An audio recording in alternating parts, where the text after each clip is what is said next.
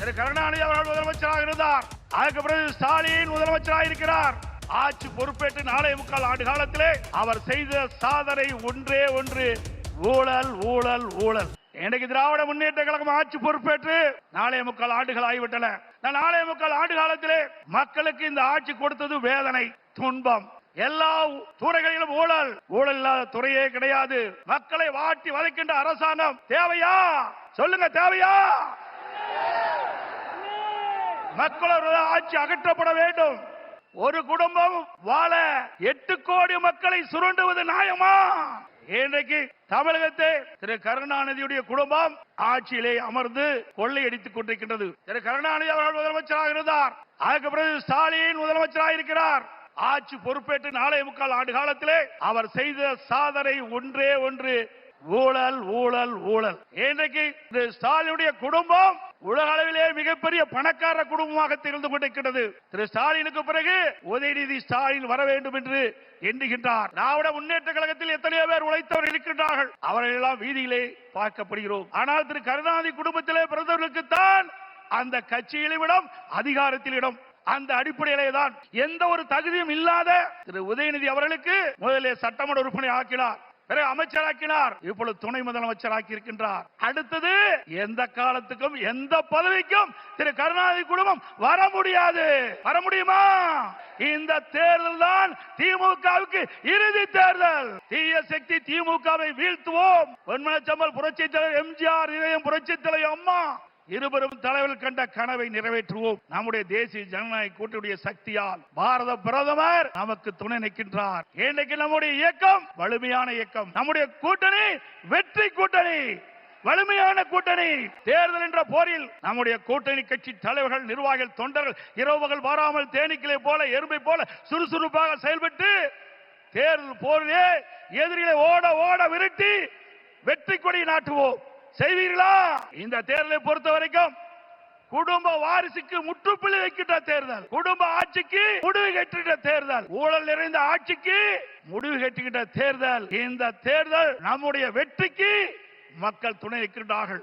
ஆக நம்முடைய கூட்டணி இந்த தேர்தலிலே 210 இடங்களிலே வெல்லும், பெரும்பான்மையான இடங்களிலே வெல்லும். அண்ணா திமுக ஆட்சி அமைக்கும். அதோடு திரு ஸ்டாலின் சொல்லுகிறார், இன்றைக்கு மத்தியிலே தமிழகத்துக்கு எந்த திட்டமும் கிடைக்கவில்லை என்ற ஒரு தவறான தகவலை சொல்லிக் கொண்டிருக்கின்றார். சிந்தித்து பார்க்க வேண்டும். அனைத்து இந்திய அண்ணா திராவிட முன்னேற்ற கழக ஆட்சியிலே தான் மத்தியிலே பல திட்டங்களை எல்லாம் பெற்றோம். நாம் கேட்ட நிதியை கொடுத்தார்கள், கேட்ட திட்டத்தை கொடுத்தார்கள். தமிழகம் முழுவதும் இருக்கின்ற பல்வேறு ரயில்வே கடவுகளிலே உயர்மட்ட பாலம் வேண்டும் கேட்டோம். அதிகமான பாலத்தை கொடுத்தது மத்திய அரசு.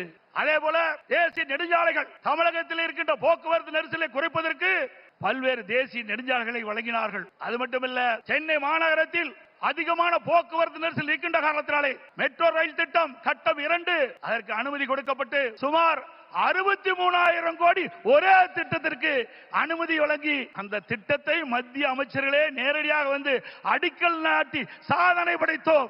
இதெல்லாம் மத்திய அரசாங்கம் கொடுக்கப்பட்ட திட்டம் அல்லவா?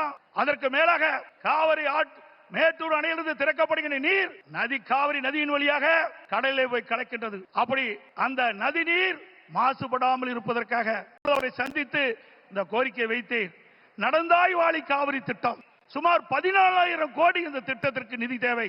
கொடுத்த உடனே அவர் பார்த்தார், அற்புதமான திட்டம், இந்த திட்டத்தை நிச்சயமாக நிறைவேற்றி தருவேன் என்று சொல்லி மேதக குடியரசுத் தலைவர் உரையிலே இடம்பெற செய்து கடந்த 2024 ஆண்டு அதற்கு அனுமதி கொடுக்கப்பட்டது. ஆனால் இந்த அரசு முடக்கி வைத்திருக்கின்றது. உண்மையிலேயே இந்த அரசு மக்கள் மீது அக்கறை இருந்தால் மத்திய அரசு அனுமதி கொடுக்கப்பட்ட திட்டத்தை நிறைவேற்ற மனமில்லை. சிந்தித்து பாருங்கள். 14,000 கோடி, 1,000 2,000 இல்ல 14,000 கோடி நம்முடைய தமிழ்நாடு நலன் பெறுவதற்காக மத்திய அரசு அனுமதித்தது. பாரத பிரதமர் அவர்கள் மனமுகந்து கொடுத்த அந்த திட்டம், அந்த திட்டத்தின் மூலமாக காவிரி நதியிலே கரை ஓரமாக இருக்கின்ற கழிவு நீர்கள் அந்த நதியிலே கலக்கின்ற பொழுது நீர் மாசுபடுகிறது. அந்த நீர் மாசுபடாமல் இருப்பதற்கு அதை சுத்தகரித்து நதியிலே விடுகின்ற திட்டம் தான் இந்த திட்டம். மேட்டூர் அணையிலிருந்து வெளியேறிய நீர், பவானி சாகர் அணையிலிருந்து வெளியேறுகின்ற நீர், நொய்யிலிருந்து வெளியேறுகின்ற நீர், அமராவதி அணையிலிருந்து வெளியேறுகின்ற நீர், இந்த நீரெல்லாம் சுத்தப்படுத்தி அங்கே நதியிலே விடுகின்ற பொழுது காவிரி நதியிலே வந்து கலக்கின்ற பொழுது சுத்தமான நீராக இருக்கும். தமிழ்நாட்டை பொறுத்த வரைக்கும் காவிரி நதிதான் ஜீவநதி. அந்த நதியை நம்பித்தான் 20 மாவட்ட மக்கள் குடிநீர் ஆதாரமாக விலகிக் கொண்டிருக்கிறது.